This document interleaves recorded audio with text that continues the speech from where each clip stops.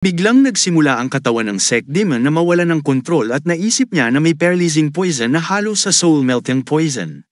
Sa takot, tumakas siya sa lugar habang sinasabi, "Sumpa." Tinitingnan siya ni Sohan at nagsimula siyang sumunod. Sa direksyon kung saan tumatakas ang Sect Demon ay may mga paputok at may isang tao na nagsabi, "Nandyan ang Sect Demon." Sundan ang mga paputok, may isang lawa na tinatawag na Changi at may mga bukirin sa tabi ng ilog. Nakatago si Gusa kasama ang kanyang mga tao sa bukirin at naghihintay sa Sect Demon. Nang makita ang mga paputok, sinabi niya sa lahat sa likuran niya, "Nandyan na siya. Maghanda kayo." Pagkatapos, tinitingnan ang kalangitan, iniisip ni Gusa na sa sandaling ang Sect Demon ay lumitaw sa lawa ng Chani. "Ihahagis namin ang mga sibat sa kanya at isisigaw ang pangalan ng mga babaeng mahal namin at ang paghihiganti para sa kanila." Napakasimple at madali nitong gawain. Ipapakita ko sa inyo kung ano ang kaya ni Gusa. Tumingin siya sa kalangitan kung saan papalapit ang Sect Demon sa mga bukirin at sinusundan siya ng troop leader na itinuturo ang kanyang sibat sa langit. Sumigaw si Goa, "Ngayon, ihagis ang mga sibat." Mayroong 5 lalaki na hawak ang mga sibat na ihahagis sa Sect Demon. Sabay-sabay nilang inihagis ang mga sibat sa kanya at tumingin ang Sect Demon sa kanila at mabilis na umiwas. Sinabi ni Gusa sa kanila, "Isiga ang mga pangalan ng ating mga minamahal." Isang-isa, inihagis ng isa ang sibat habang sinasabi, "Ito ay paghihiganti para kay Mirang." Ang isa naman ay inihagis ang sibat papunta sa Sect Demon at sinabing, "Ito ay paghihiganti para kay Inhi." Habang ang isa ay sumisigaw, "Ito ay paghihiganti para kay Nanang." Pinuri ni Gusa ang mga ito at sinabi, "Magandang trabaho, ipagpatuloy ang paghahagis ng mga sibat." Nais sanang ihagis ni Gusa ang kanyang sibat sa kanya at sinabing, "Sect Demon, ikaw na bastardo." Pero huminto siya ng sandali dahil sobrang nakatuon siya sa kanyang misyon at nalimutan ang katotohanang wala siyang minamahal.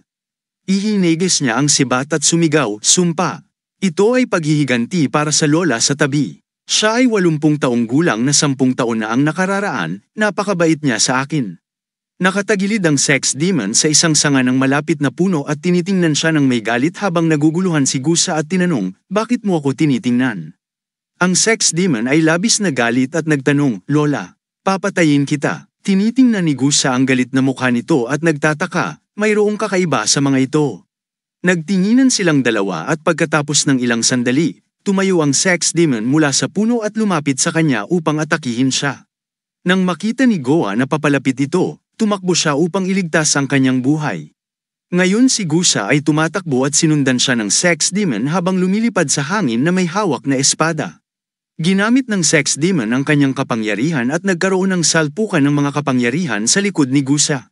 Dahil sa tindi ng kapangyarihan, bumagsak si Gusa sa lupa. Si Sohan ang tumulong sa kanya, at ngayon ay nakaupo siya sa pagitan ni Goa at ng Sect Demon sa lupa. Tumayo si Sohan at ngayon ay magkaharap na silang dalawa, hawak ang kanilang mga espada. Ang Sect Demon ay labis na galit at tinitingnan siya ni Sohan, iniisip na kung iisipin mo ay naabala siya ng isang bagay na ganoon. Mukhang may pagkasira sa mental na estado ng Sect Demon. Si Gusa ay nakahiga sa lupa, nakapikit, at nawala ng malay mula sa pagkabigla. Ngayon ay lumapit ang Sect Demon kay Sohan upang atakihin, at si Sohan naman ay humakbang pasulong upang ipagtanggol ang sarili.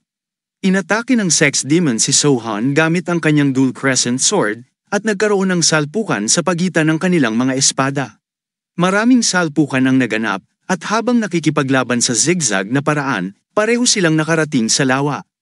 May isang bahay sa gitna ng ilog, at ngayon ay nakatayo silang dalawa sa bubong ng bahay na iyon, tinitingnan ang isa't isa. Samantala, ang mga martial artist ng Chang'an Unorthodox faction, ang mga disipulo ng dakilang demonyo, mga kalahok ng pagtatanghal, at mga miyembro ng Chang'an Unorthodox factions. Ang Inescapable Net ay nakatayo sa tabi ng ilog at nakatingin sa kanila. Ang Sect Demon ay tumingin sa kanilang mga mukha mula sa gilid at nagtanong, "Bakit bigla kayong tahimik?" "Tapos na ba ang lahat ng nakakainis na salungguhit?" Sumagot si Sohan sa Sect Demon, "Nagsimula ang Inescapable Net mula ng talikuran mo kami, pero sa sandaling pinili mong harapin ako, titigil ito. Kung hinarap mo ako mula sa simula, hindi ka sana napalibutan, ni hindi sana na-activate ang Inescapable Net." Sa halip na tanggapin ang kanyang pagkatalo at maging matigas ang ulo, sinabi ng Sect Demon sa kanyang sarili habang tinitingnan ang mukha ni Sohan, Siya ang talagang gusto kong patayin. Patayin ko siya sa harap ng Chang'an Unorthodox faction. Ipinatong niya ang ibang mga bangkay sa tabi niya. Ang kanyang mga mata ay nagsimulang magningning ng pula at pagkatapos ay humakbang siya patungo kay Sohan, pero nakatayo lang si Sohan sa kanyang lugar. Dumaan siya malapit kay Sohan habang umaatake sa kanyang braso. Nadawit ang braso ni Sohan at nagdugo ito. Habang tinitingnan ang kanyang sugat, ngumingiti ng may pang-uyam ang sex demon. Pagkatapos, inatake ng sex demon si Sohan mula sa likod, at handa na si Sohan para sa atake. Nagkaroon ng salpukan sa pagitan ng kanilang mga kapangyarihan. Samantalang tahimik silang lahat, ang bahay sa bubong kung saan sila nakikipaglaban ay nagsimula ng masira dahil sa kanilang lakas. Lahat sila ay namangha at nagulat na makita ito. Tumingin ang senior sister sa eksena at nagsabi, "Hindi ka panipaniwala." Pareho silang sex demon at ang troop leader ay winasak ang bubong ng bahay at ngayon ay nakatayo sa loob ng bahay. Sinabi ni Sohan na may mga pink na nakalalasong mata, dito namatay ang dakilang demonyo. Ngumiti ang sex demon at nagtanong, "Ano ngayon?" Sumagot si Sohan, "Tumawa siya tulad ng ginagawa mo at namatay na may labis na kalituhan." Ngumiti ng mahinahon ng sex demon at sumagot, "Siyempre, mahusay ka. Isipin mong isa sa 4 na dakilang disipulo ng demonyo ay nakapagpatay sa isa sa 4 na dakilang demonyo. Wala nang mas kamanghamanghang yon. Nagsimula ka na bang isipin na kaya mong patayin ang iyong guro pagkatapos na lumakas ng ganito?" Hindi sumagot si Sohan at tiningnan siya na may ngiti. Patuloy ang sex demon, "Tawag namin sa sarili namin ay poison sex demonis." Narinig mo na ba yon? Sumagot si Sohan, "Narinig ko na." Ngumiti ang sex demon at sinabi sa kanya, "Berserk demon," at sa pagsasabing ito, inatake niya si Sohan gamit ang kanyang espada. Ipinagtanggol ni Sohan ang kanyang sarili gamit ang kanyang espada. Nagkaroon ng salpukan sa pagitan ng kanilang mga espada at ang lugar sa sahig kung saan sila nakatayo ay ganap na nasira. Habang tinitingnan ng ngiti sa mukha ng sex demon, sinabi ni Sohan, "Listen," at pagkatapos marinig ang salitang yun, umatras ang sex demon mula kay Sohan at nag-iisip, gumamit ba siya ng lason o sinasabi niyang gagamitin ito. Pagkatapos, pinagsama ni Sohan ang mga talam ng kanyang espada at inilagay ito sa harapan niya, sinabing full moon. Pinagsama ni Sohan ang kanyang mga double crescent blade sa paraang magkasya ang kanilang mga talam. May mga bilog sa bawat talam, medyo malayo mula sa talam, at ang mga bilog ay nagsimulang magningning ng pink dahil sa lason. Nang pinagsama ni Sohan ang mga espada, inilagay niya ang isa sa mga bilog malapit sa kanyang isang mata, habang ang kanyang isa pang mata ay pink din dahil sa lason.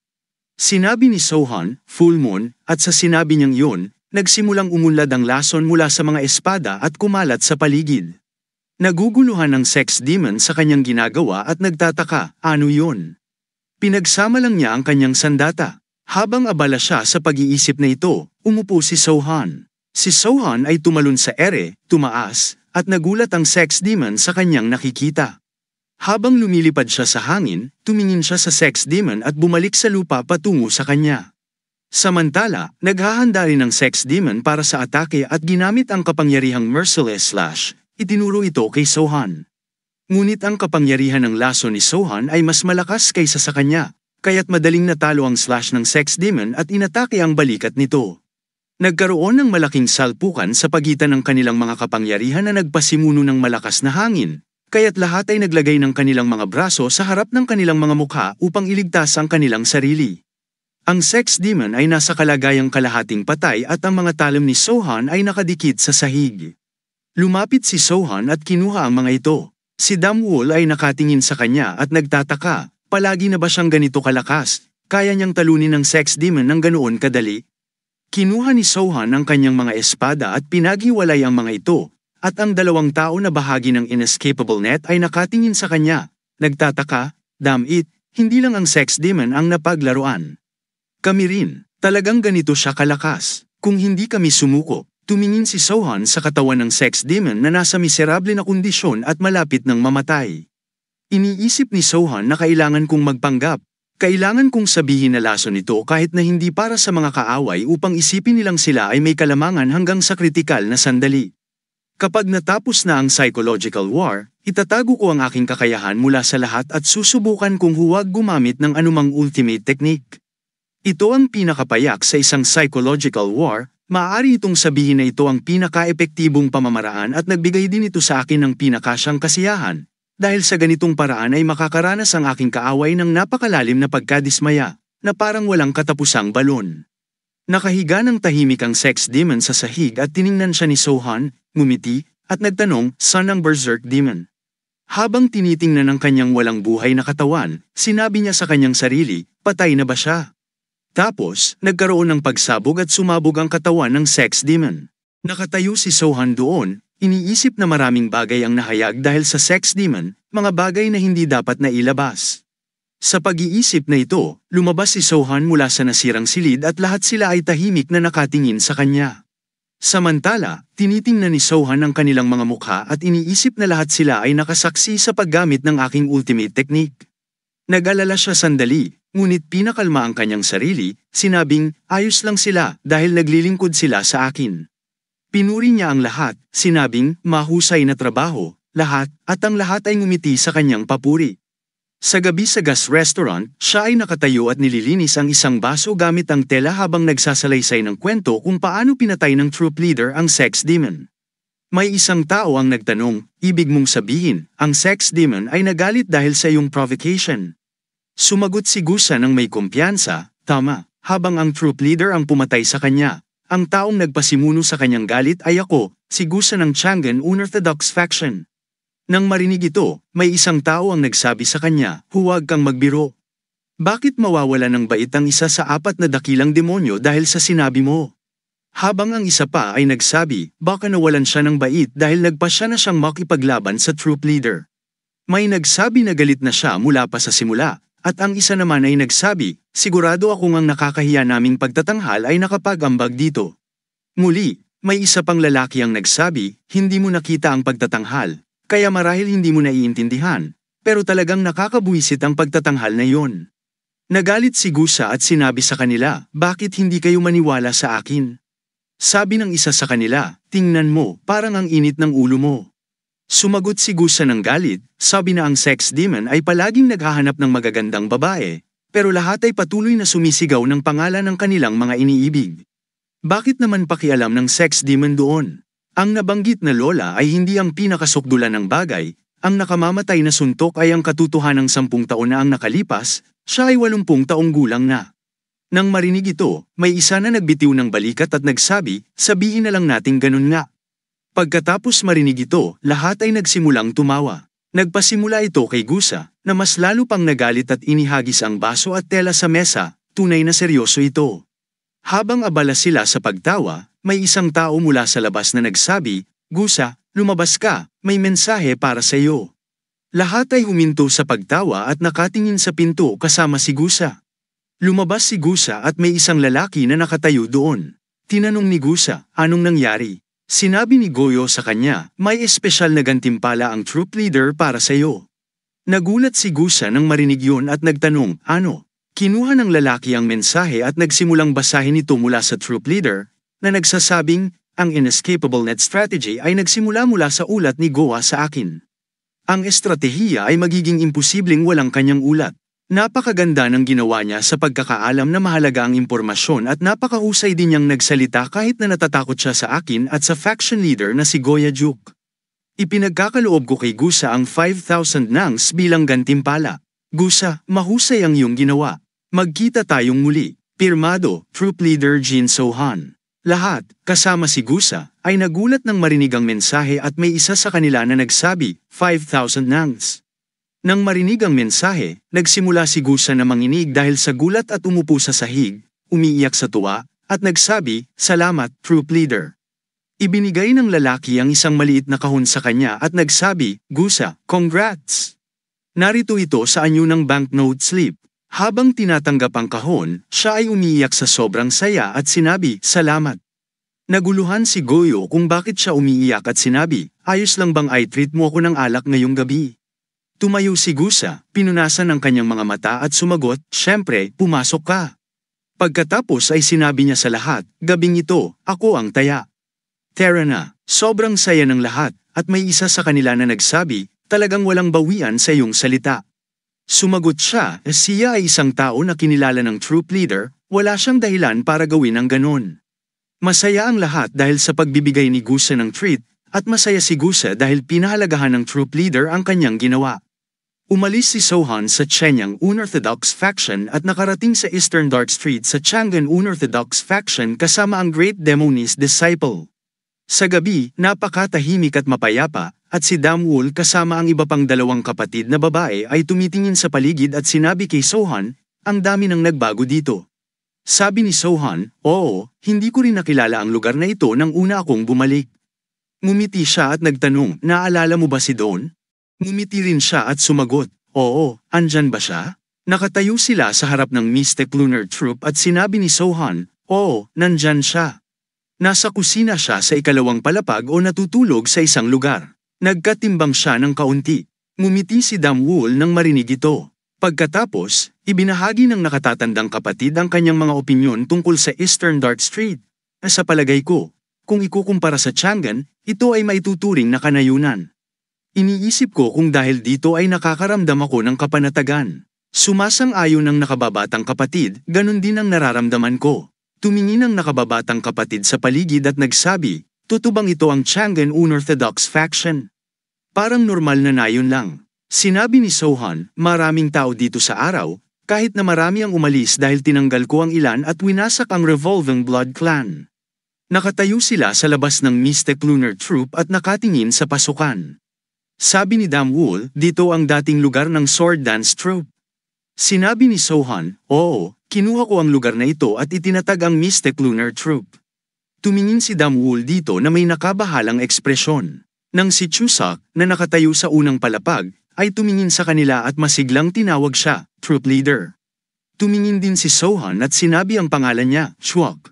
Sabi ni Chuseok sa lahat, bumalak na ang Troop Leader. Biglang nagningning ang mga ilaw sa iba't ibang kwarto at may nagtatanong, totoo ba? Tumingin ang nakatatandang kapatid sa mga nagniningning na bintana at nagsabi, mukhang marami ang nakatira dito. Nagtanong ang nakababatang kapatid, hindi mo ba sinabi na kaunti lang sila? Nagulat si Sohan na makita yon at nagtataka, bakit ang dami nilang tao dito? Lahat ba sila ay mga bisita? Nang bumukas ang pinto, isang lalaki na may maraming bata ang lumabas kasama si Chuseok. Natutuwa si Sok na makita ang troop leader at tinawag siya, Troop Leader. Ngumiti si Sohan at sumagot, hey. Tumingin si Sohan sa mga mukha ng mga bata at ng lalaki, natatakot din ang mga bata nang makita siya. Nag-iisip si Sohan, hindi ko sila nakita dati, bakit ang daming bata? Biglang may isang babae na nakasuot ng pulang damit na lumapit mula sa likuran at nagsabi, excuse me. Nagbigay daan ang lahat sa kanya at nagulat si Sohan nang makita ang kanyang ngiting mukha. Natutuwa rin siyang makita siya at sinabi, sleepyhead. Nakatingin si Sohan sa kanya na nakabuka ang bibig dahil sa gulat at nagtanong, bakit? Bigla siyang tumakbo patungo kay Sohan at niyakap siya pagkatapos ay nagsimulang umiyak. Habang umiiyak, sinabi niya, sleepyhead, buhay ka. Nagulat si Sohan sa kanyang biglaang pagkilos ng pagyakap sa kanya at sumagot, oo, buhay pa ako. At niyakap din siya. Lahat ng tao sa paligid ay naging emosyonal at nakatingin sa kanila na may luha sa mga mata. Pagkatapos, tinanong ni Damwul siya, bakit? Nang makaalis siya sa yakap ni Sohan, tumingin siya kay Damwul at lumapit sa kanya, habang umiiyak, Damwul. Pareho silang nanginginig at umiiyak dahil sa saya at sumagot siya, oo. Pagkatapos, niyakap din siya ni Hai at tinanong, bakit kayo magkasama ng sleepyhead? Nasaan ka ba lahat ng panahong ito? Ang nakababatang kapatid at ang nakatatandang kapatid ay nandoon din. Umiiyak sa emosyonal na sandaling yun at ang lalaki ay nakatingin sa kanilang mga mukha na may kasiyahan. Sabi ni Sohan, ako si Jin Sohan. Sumagot din ang lalaki, Troop Leader Jin, marami na akong narinig tungkol sa iyo. Ako si John T. na dating tinatawag na Ugly Demon. Mangyaring huwag magatubiling makipag-usap. Naalala ni Sohan siya at nagtataka, Ugly Demon? Siya lang ang taong tumulong sa Sword Dance Troop noon. Nagtataka ako kung nasaan na siya. Siguro kasama niya si Y. Tinanong ng batang lalaki na nakatayo kasama si T, sino siya? Sinabi ni Sohan, ako ang asawa ni Y. Dapat maging magalang ako. Habang si Chuseok ay nakatingin sa mukha ng troop leader at nagtataka, hindi ko pa siya nakitang ganito. Samantalang ang nakatatandang kapatid ay nagulat din nang makita siya at iniisip, may mga pagkakataon na mapagpakumbaba rin siya. Nagtanong si Sok, paano kung pumasok tayo at doon mag-usap? Medyo lumalamig na sa labas. Sumagot si Sohan, sige. Sinabi ni Sok sa kanila, pumasok tayong lahat at doon mag-usap. Nakatayo si Sohan sa labas habang si Chuseok ay namumula nang makita ang nakababatang kapatid at siya ay nakatingin sa cute na ekspresyon nito. Nagulat ang nakatatandang kapatid nang makita ang loob ng Mystic Lunar Troupe. Samantala, natutuwa si Hai nang makita si Damwoo at ang mga bata ay masayang tumatakbo. Nakatayo si Sohan nang dumating si Dawn at nagtanong, nabahala ako habang wala ka, nasaktan ka ba? Si Sohan ay tumingin sa kanya, ngumiti, at sumagot, hindi. Inaalok ni Dawn si Sohan ng sigarilyo at tinanong,